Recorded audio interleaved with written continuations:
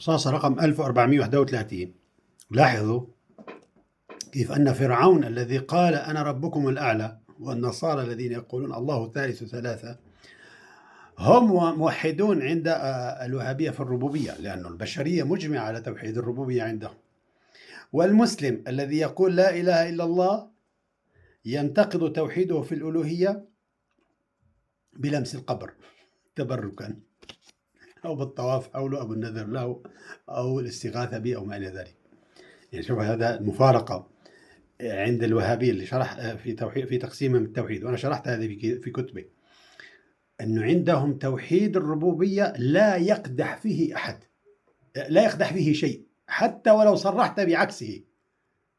يعني هو توحيد الربوبية ما هو أن تشهد بأن الرب واحد وهو الله. هذا كل البشرية عندهم موحدون في الربوبية حتى ولو نطقوا بعكسه. يعني فرعون أكثر من قال أنا ربكم الأعلى، قال لا، هو موحد الربوبية في قلبه.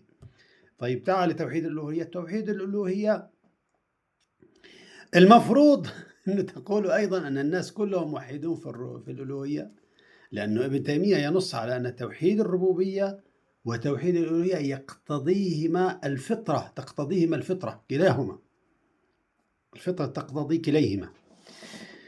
لكن لاحظ كيف هم نقضوا توحيد الألوهية، يعني قول المسلم لا إله إلا الله نقضوه بإيش؟ بالاستغاثة أو بقضية مسائل القبور.